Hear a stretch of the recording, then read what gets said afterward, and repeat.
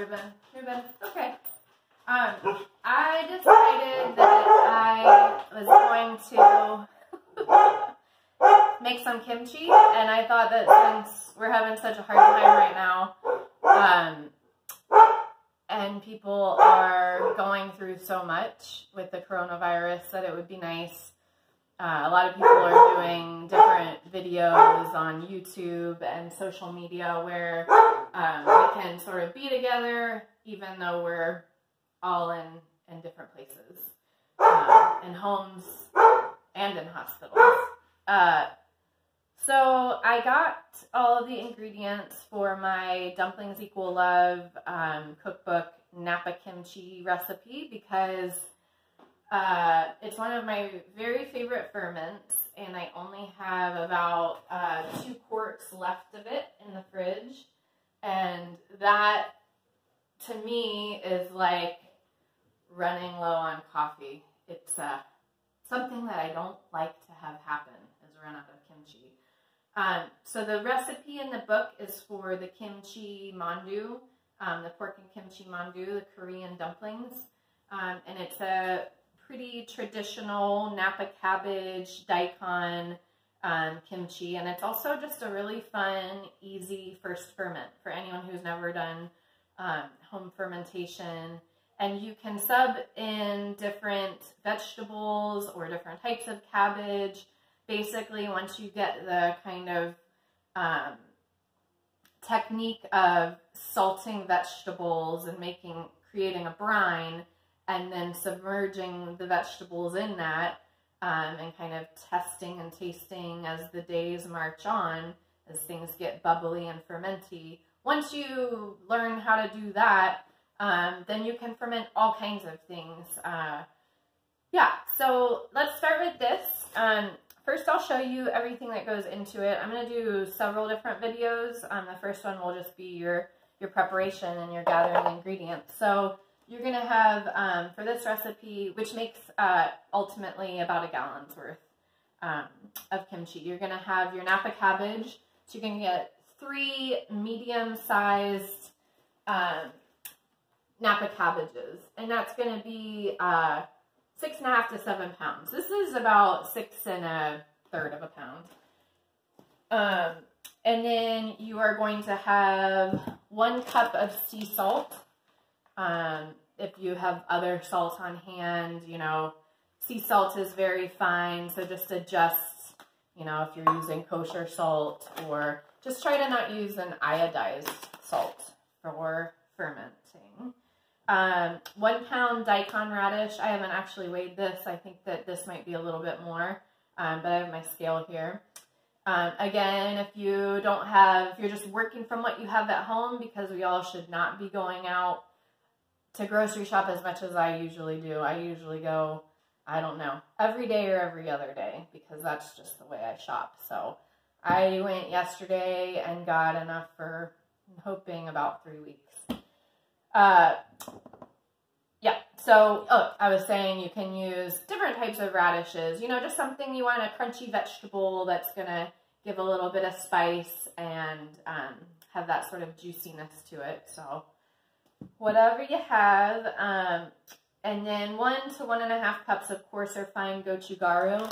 A lot of people won't have this on hand at home. A lot of you will. This is coarse and this is the fine. And I recommend doing a combo of the two, but whichever you have. And then also, this is adding sort of a moderately to mild heat and a little bit of toastiness to it. It's dried flakes and powder. So, you know, if you just have cayenne, you can use that. Use a huge amount less. So 1 to 1.5 cups of this, you know, just sort of go by taste. You could use chili powder. You know, we're just being flexible and kind of being jazzy about this, so whatever you have. But if you do have gochugaru, this is awesome for it. I get the big bags. It also comes in smaller canisters at different grocers, Asian grocers. And next, you're going to want to have, kimchi uses different types of onions. Some people use sweet onions, yellow onions, scallions in this case is my favorite. I really like them for their color and bite, and they're not as harsh. So this calls for 5 to 6 scallions, green and white parts, sliced differently. 20 cloves of garlic. I already peeled them. I grow garlic, so I always have a lot of garlic around in my garden. And then 3 tablespoons of fresh ginger. Most people have ginger around. If not, you can use dried ginger. Same garlic. You could use something else that has, you know, maybe some more onion. And I did not get that out. 2 to 3 tablespoons of fish sauce. Or, you know, if you want this to be vegan, you don't need to use that. I love fish sauce. There's so many different brands, and they're all quite different. Salty, funky flavor. You can also use dried shrimp if you wanted to add, you know, the seafood component, but don't have fish sauce. And 1 tablespoon of sugar. That's sugar. All right, so what you're going to do first, this isn't going to be too much longer. I didn't expect that I was going to talk that much. I'm going to turn this a little bit to show you what I'm doing here on the counter. Yeah, that's good. So basically what you're going to do for the first stage of this ferment is you are going to halve and core the Napa cabbage. So let's do that. So here's the first one. So you're going to have it lengthwise. I already gave these a really good rinse on the outside. And then you're going to remove this core off of each and every one. So do that and try to maintain as much of the leaf as possible because you're going to discard this core. What I like to do is see, I got the core, but I also got a good amount of the leaf here. So I like to save these, put them on the side, and then I'm going to chop these up, and these are going to go into the kimchi as well. But for speed and sort of just general kitchen efficiency, this is what you want with each of these. So I'm going to take out the core, put it over here, and then you're going to take each of these, turn them over, and you're going to have them again lengthwise. And then you're going to slice each section crosswise into about 1 inch wide, 2 to 4 inch long pieces. So just like that. I mean, as you do this ferment, you know, repeat it, make it again, hopefully if you like it. You know, you can chop it different ways. This is the way I like to chop it. And what you're going to do after this, I'm just going to read it. With all of the cabbage, so I have 3 heads, is you're going to put the cabbage in 1 or 2 large bowls. So you could use, you know, like big stainless steel bowls if you have those. Obviously, this is 1/6 of what you're going to have right here. So you're going to have a lot. Food grade bucket works. That's what I like to use. So I've got this. I have lots of these because I make wine and do all different ferments, and then I love them. Or that's what I ultimately am going to use. Or you can just use your sink. So I'm gonna rinse. You can put all of the cabbage. You're gonna clean whatever, you know. Obviously, if you're using the bowls or the food grade bucket or your sink to rinse all the cabbage in, just soak it in water first. Make sure that vessel is clean. So I'm going to fill up the sink right now, and I'm going to put this guy in there because I got a little crowded on my surface here. Should have with all the ingredients. I'm going to toss that in the sink and just kind of fill it up. So what you're doing in this step is you're obviously, you know, preparing the cabbage into the sort of nice bite-sized pieces that you want, and then you are rinsing it, and then you're also ultimately coating it in water for the next step, which is when you're going to salt it. This recipe is based on, is a riff on one of my very, very favorite kimchis, which is a Portland-based company called Choi's Kimchi Company. So if I'm ever purchasing kimchi, which is rare because I love to make it so much, but if I am, I'm getting it from Chong and Matt Choi, mother-son business owners who I love and who are always at the annual Portland Fermentation Festival that I co-organize with my friends Heidi and Claudia. So Matt and Chong are almost always there. And we just had our 10th annual festival this fall in Portland, where you get to sample all kinds of delicious ferments. But yeah, so this is just, you know, like a lot of ferments just involve a lot of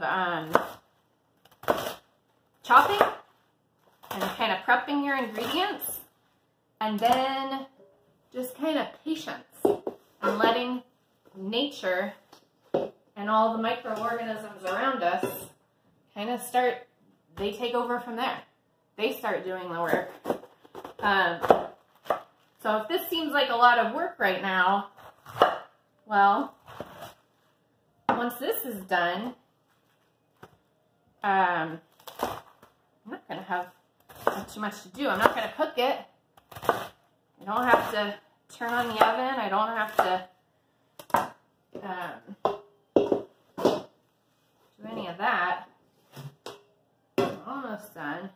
So once you get all of this into your bowls, your bucket, your sink in this case, you are going to submerge it in the water. Give it a good rinse. And then you're going to drain it and toss it in a cup of sea salt, or whatever salt you happen to have. While that fills up, I just kind of real loosely chop these ends. So just like waste not, want not. So see, now it's just truly getting rid of the core. You don't want to eat, but these bits of Napa next to it are excellent. You definitely want to use them. Alright, so these you can discard, hopefully compost. Throw mine in my compost. And you could save them if you wanted to throw them into flavor a broth or something, but I usually don't. Okay. Oh, I should turn this. Yeah. Okay. So I always, when I'm doing this, have a sieve nearby. Colander works too. You got it all rinsed in there, and I'm just gonna scoop it out. Then I've got my handy dandy food grade bucket down here. You could scoop it out using all three of these things in different ways. You just basically want your drained cabbage in there.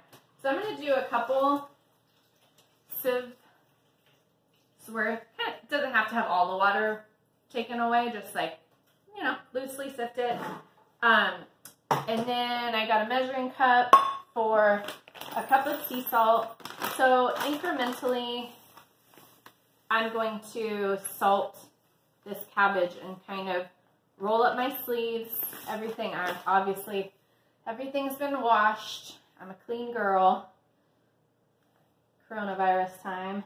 I've got a cup of salt, so I'm just going to kind of sprinkle some in there and give it a quick initial toss. Just kind of scooping it around.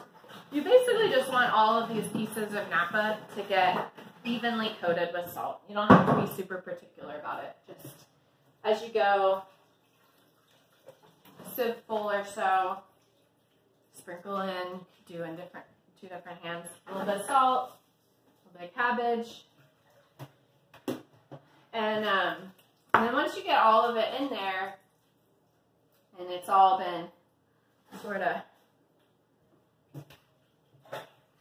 moved around, fully coated, then you're going to leave it for several hours, and you're just going to let that salt pull out moisture from the Napa, so that it sort of gives up a little bit of the ghost, kind of relaxes, gets juicy, and then you're going to rinse it and get it to the saltiness level that you like, and then you add all of this other stuff. So at this point, I'm about to end this segment, and I'm just going to sit pretty. The kimchi is going to sit pretty, and it's going to every hour. Okay, so see now, take a quarter of this 5 or 6 gallon food grade bucket. Every hour or so, give your hands a good wash and get in here and press down the cabbage. It's going to help it release its moisture, its water. So I'm pressing it down. You see me? No. I'm pressing it down into the bucket, and it's pretty, like other than the water that's on the outside, it's pretty dry. Because it's just chopped cabbage and water. But you'll see, as time marches on, I just kicked it over there, that it's going to just start, that salt's going to eke out the water. So,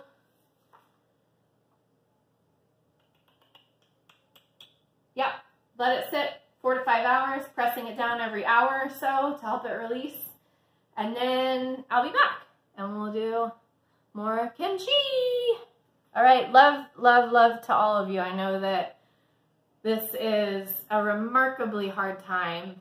I have loved ones and family members that, you know, have been sick, that are sick, that have lost jobs, that it's just devastating. So I hope that this can just be kind of a bright spot and something productive, something to keep our hands moving, keep us well fed. It's super nutritious, really, really yummy. You can make all sorts of things with it. And of course, ferments, they're cured food. They're food that is shelf stable, that can just bring so much to the table, and that you can make with whatever you have on hand, because we should not be going to the store as much as we normally do. So hopefully you're kind of stocked up with some veggies, and maybe you want to make this. All right, I love you. More soon.